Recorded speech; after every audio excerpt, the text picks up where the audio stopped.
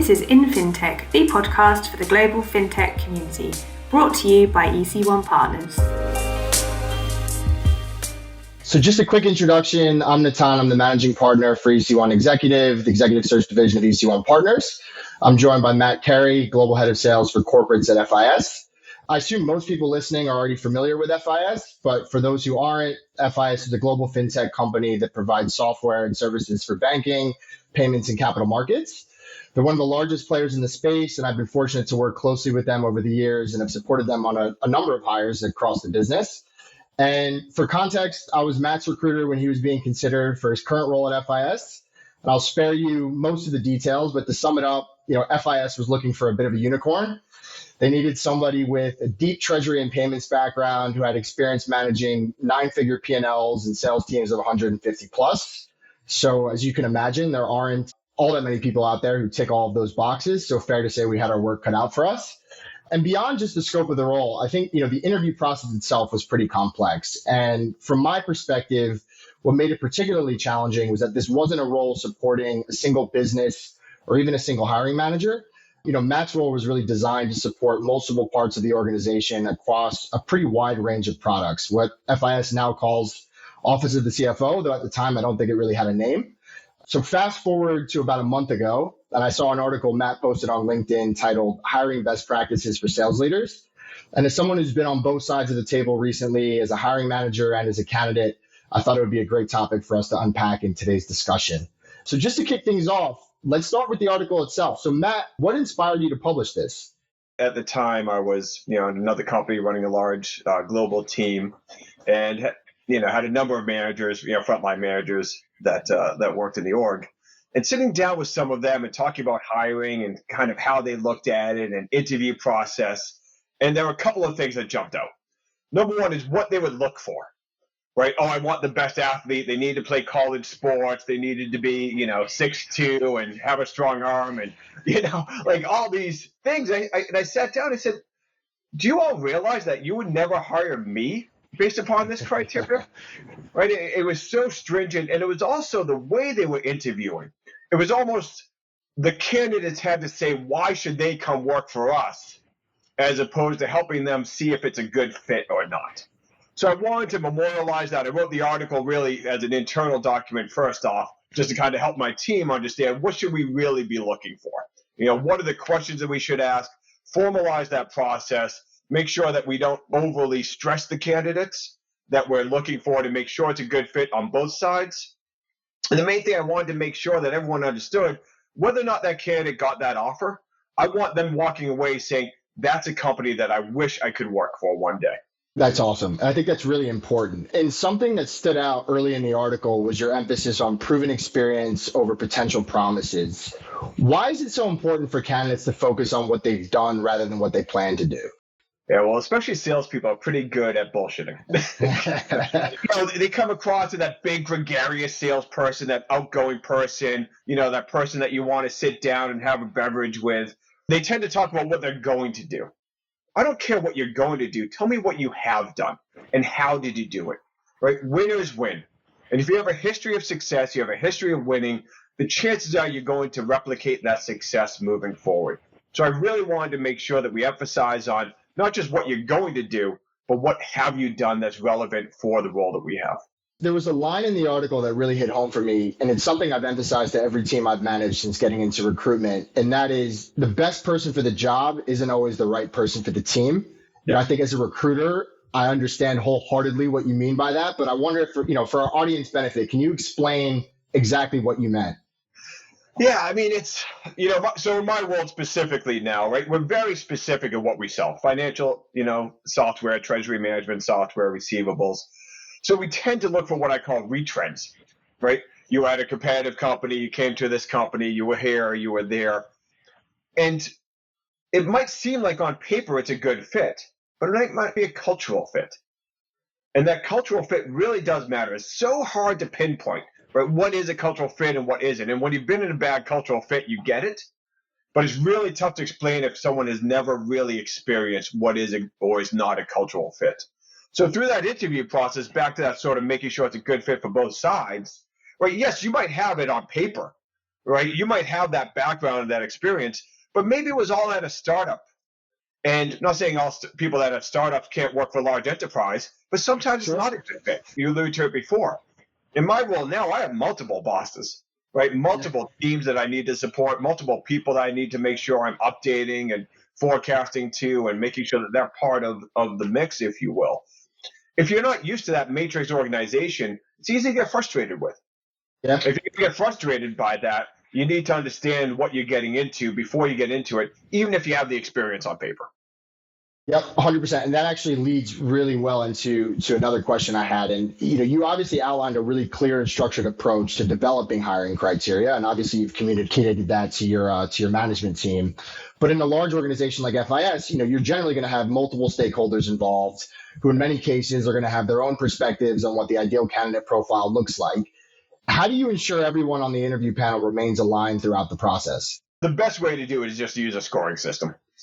Okay. Right? So you go through, you have the same set of questions that everyone asks, right? So those questions, we're going to ask these 5-6 questions to everyone. You might have free form stuff beside that's up to the individual. But the specific questions that you need to ask, and everyone should score on a scale of 1 to 5.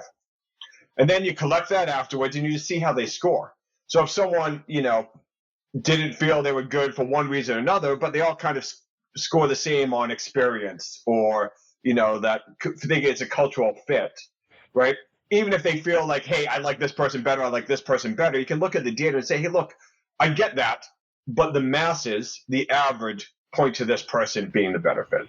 In zooming in on the interview itself for a moment, what are some specific red flags you personally look out for when you're interviewing somebody? Yeah, I mean, it's preparedness. Have they done their research? Have they reached out to me on LinkedIn? I always like that. If someone has sent me a LinkedIn invite ahead of time, at least I know they've looked.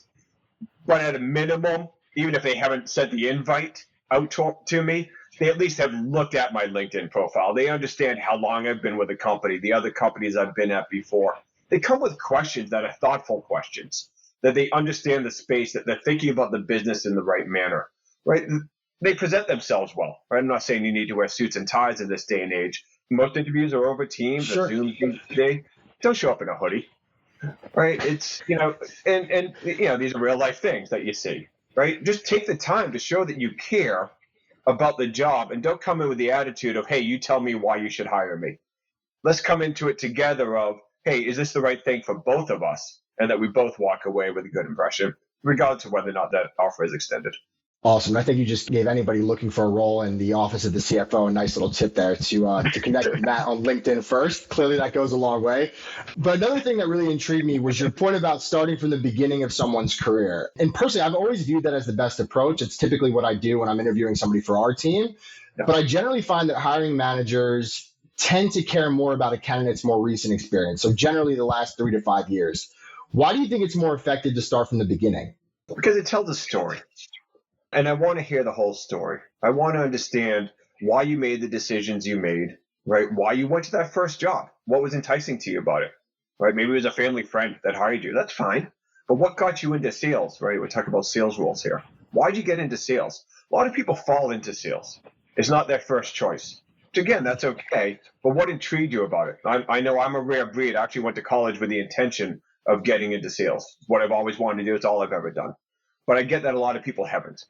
So I want to know, what was those first roles? What was your first sales role? What made you get into that role? How did you perform? And what made you want to continue on that? Have you done management and moved back into sales? Why? Right? Why did you not want to continue in the management path? Or if we're hiring for a leadership role, what made you want to get into those leadership roles? What was your first leadership role and how did you get promoted? And why did you get promoted? All of it helps tell the story about how someone thinks. And frankly, if you have a blip on the resume, that's okay, and I want to understand that. Or if you went to a company and it wasn't the right fit for one reason or another, be upfront on it. Don't make excuses. I don't want to hear any negativity. Back to the what are red flags. No negativity on it, right? I mean, if you say like it wasn't a product market fit, I didn't do my due diligence and those types of things, that happens. That's not negative. That's just assessing the situation and reflecting on it. That's what I'm really looking for. No, I think that makes a lot of sense. And it ties in nicely with another point you made, which is the importance of removing gut instinct from hiring decisions. Yeah. And I often find that hiring managers and sales leaders in particular tend to rely heavily on gut feel. Yes. And I think many of them would argue that intuition is one of those things that separates the best sales leaders from everyone else. Do you have an example of a time of when relying on data and structured criteria led to a better hire than going with your gut? I don't know if I have a specific example. I mean, I can tell you a little bit about where it comes from. Sure. Instinct of mine, so it goes with the gut that, we were looking at sort of the wrong things. And I've never been a big advocate of the big, extroverted, gregarious salesperson. Again, maybe just because I've never been that person, right? I've had plenty of customers, frankly, have spent millions of dollars with me that say, Matt, I never want to see you again for one reason or another. I would recommend that approach, but sometimes, when you have tough negotiations, those things happen. And frankly, on the flip side, I've had customers that I've gone mountain biking with and skiing with, and we hang out, go to bars, that spend a couple $100,000 with you. So that big, gregarious, outgoing salesperson tends to care too much about what people think about them. And to be a really good, successful salesperson, the best salespeople are really what we call that ambivert, right? Not really an introvert, but not high on the extrovert scale. Kind of falls right into that ambivert. It's Daniel Pink or Goldman, one of those, right? How to Sell is Human. If you haven't read that book, I have. Great book, and he talks a lot about that, right? The best salespeople really kind of fall into that middle because, again, you can't care too much about whether or not someone's going to like you in sales. It's a team selling sport, right? Because you need to rely on your team, especially in a big company like an FIS, right? I don't want to have the lone wolves, right? So I want someone that understands the team selling. But on the flip side of it, it's a very remote, isolating activity. The most part, most of us work from homes, as you can see here, right? Sure. We work from homes. We travel alone. You go to a meeting, maybe you meet a couple of team members on that meeting. But it's an individual thing. So you have to have self-motivation and not extrinsic motivation. I think that's a great answer. And I want to touch on prioritization and planning, specifically in the context of hiring. Because I think with every sales team, there's this challenge of balancing immediate needs against long-term strategy, especially when every decision has a direct financial impact. How do you strike the right balance between short-term urgency and long-term growth? Oh, short-term urgency is always an important thing, isn't it? Especially in our roles. My team knows very well. One of my sayings is time kills all and pipeline cures all. Time kills deals. Yep. So you do have to have that sense of urgency. I, on a weekly basis, have calls with my recruiting team, right? How many open headcounts do we have? Who do we have on performance plans? Who are we thinking about getting on performance plans? Who are we interviewing? What are those open roles that we have? How many interviews do we have this week? For my entire organization, I go through that every single week with my recruiting team because I want to make sure that we're getting ahead of it because an empty seat does not sell anything, right? Empty seats cost us revenue. Now, to your point, though, you can't just throw a body in there. It has to be the right fit because that costs even more. Forget the actual physical hard cost, bringing them on board, training, all of those types of things. And then if it's not a fit, to move someone out, you lost a year and a half, 2 years in some situations for those territories. So it is a balance. That's why you have to be stringent around who are we hiring and what are we looking for from that criteria. Having those questions really helps. Making sure that we have a group hiring process, that we're not rushing it with just the frontline manager interviewing and then maybe the VP. But we bring in the sales engineering team, what we call the growth office, a center of excellence type of a role, that we bring in a couple of different perspectives of people that work with salespeople to make sure that we have the right discussions. And you can do that just by getting multiple opinions. And frankly, and this happens to the best of us, myself included. Sometimes you get for an interview and you're rushing, you've had a hectic day, you're back to back to back to back. Maybe you look at that resume 5 minutes before that call. You're pissed off about something that happened earlier in the day that has absolutely nothing to do with this interview, and you have a shit interview. Or vice versa, the candidate had something happen, and the candidate has a shit interview, right? Doesn't mean that person's bad. That's why you have to have them talk to other people, and you can't just do back to back to back to back and hammer the person until they fold. You have to make sure that it's set up in a manner to make sure that they're showing their best light, with the right questions and the right amount of pressure that they need. I think that ties in nicely with a point you made earlier on, which is, too many interview processes are basically set up for a candidate to come in and explain why they're the right fit for the role, why you should hire them into the organization. But, when it comes time to close the deal, right, once the team feels like they've identified the right person, there's still this matter of closing them. And for inexperienced leaders, this is generally where everything falls apart. Yeah. When you're hiring executives, interviewing is very much a two-way street, right? Like, it's important for the organization to buy into the candidate, but it's equally important that the candidate is bought into your organization's vision and objectives. What common mistakes do you see sales leaders make when trying to close somebody? I guess a candidate specifically. It's not at the close, right? Just like with anything in sales, right? You don't win or lose a deal at the end. That's just when you find out about it. If you don't close that candidate, it's not because of the offer at the end. It's because you didn't close them from the beginning. And you always need to be selling, right? Every interview needs to be making sure it's the fit for both sides. We should be talking about the great things that we do as a company, right? We should be talking about what our culture is like, making sure people are comfortable working from home, or frankly, if they're near an office, that they know, hey, we do anticipate that you're going to go into the office. As a salesperson, it's not mandatory, but we do recommend 2 to 3 times a week if you're in an area that we have one of our main locations. So having those upfront conversations about it, helping them understand the vision of what we're trying to accomplish as an organization, all of those things should happen from the very first time that we interact with a candidate, and everyone should be reiterating the same things. And I know from my perspective, when I was going through this interview process, I think I gave you this feedback, was one of the things that intrigued me most about FIS is I had several interviews, as you well know. Quite a few. Quite a few. But what was really refreshing to me is that it was very consistent with the vision and the culture of the company from everyone I met with. And I don't know, it's probably 9 different interviews I think that I had. Right. And everyone had that same vision and that same message and that same excitement about what we're trying to do. And that came across, and it's been held true. Right. The vision and the excitement and the cultural fit has been exactly what I anticipated it to be, because it was so upfront throughout that process. I think that's an awesome answer. And looking back for a moment, I'm curious if there were any specific hiring mistakes that you made and learned from, and if so, how have those experiences shaped your current philosophy when it comes to hiring? Yeah, I mean, I'm sure I've made bad hires over the years. It's tough to call it, right? Because I've hired people that were shorter term, but were productive in their short terms. So a year, 2 years on board, had good years or 2 years, but then it just wasn't a good fit for them culturally for one reason or another, and they turned over. So you look back at that and you say, okay, well, should I have brought that person on or not? I had a good year, I had a good 2 years out of that person, but then you have to start all over again and you don't get the long-term viability. That's one. The other is, is more frankly on the firing side. No one likes firing people. No one likes it. Right. I would like to think no one likes it. I'm sure there's some people that do. Some sickos out there. When I have had those discussions and we have moved on people, it has always ended up being better for the organization and frankly, probably better for that individual. And that's what we just need to remind the leaders, everyone on the team, that you're doing the right thing, not just for yourself, for the business, but for that individual usually as well. Because that individual usually isn't happy if they're not performing or the attitude isn't where it needs to be. And frankly, it becomes a cancer on the team from that standpoint. So yeah, a little bit of a double answer there for you. Yeah, especially in a sales role. And for those listening who are currently building out their own teams, what advice would you offer them to improve their hiring practices?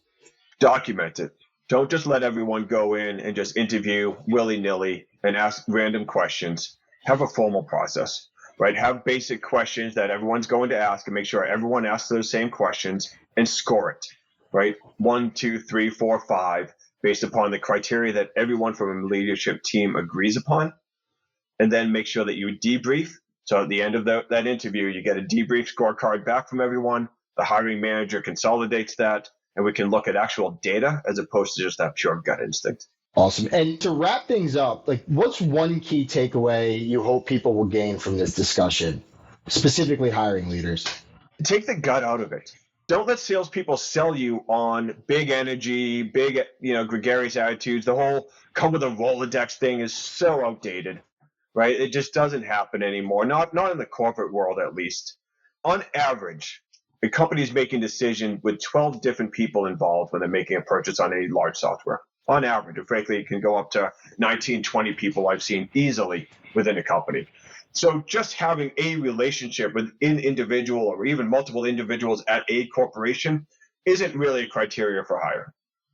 You need to have someone that understands the business, understands how to build the business, meets what you're looking for. Maybe it's a hunter role, maybe it's a farmer role, making sure that they understand exactly what the criteria is. And then hiring for that profile based upon the questions that align with it, right? So if you know that you're hiring for more of a farmer role and they're going to manage, 2 or 3 key accounts, making sure that they understand how to manage those large accounts, making sure how do they sell wider and deeper within an account, working with multiple stakeholders within an organization, as opposed to maybe it's a more early talent hire in a mid-market type of a role. That's more of pounding up the phones, getting into more opportunities and cold calling and prospecting on a regular basis.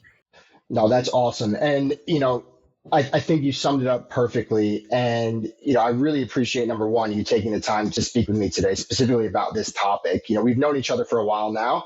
I feel like I always walk away from our conversations with something new. And I think a lot of people listening will feel the same after this. And there's a lot of nonsense out there when it comes to hiring advice. But I think, the insights you've shared today are incredibly valuable and frankly spot on, in my opinion. You've always called it like it is. I think that's one of the reasons we got along in the first place and probably what led you into to the position that you're in now. But yeah, to everyone tuning in, number one, thanks for listening. If you found this helpful, please feel free to share it, drop a comment, or tag somebody who's building a sales team and needs to hear this. And of course, make sure you're following EC1 Partners and the In Fintech podcast for more conversations like this with leaders shaping the futures of fintech. We'll see you next time. Thanks, man. You've been listening to In Fintech by EC1 Partners. Find us at www.ec1partners.com or follow us on LinkedIn, Twitter, or Facebook.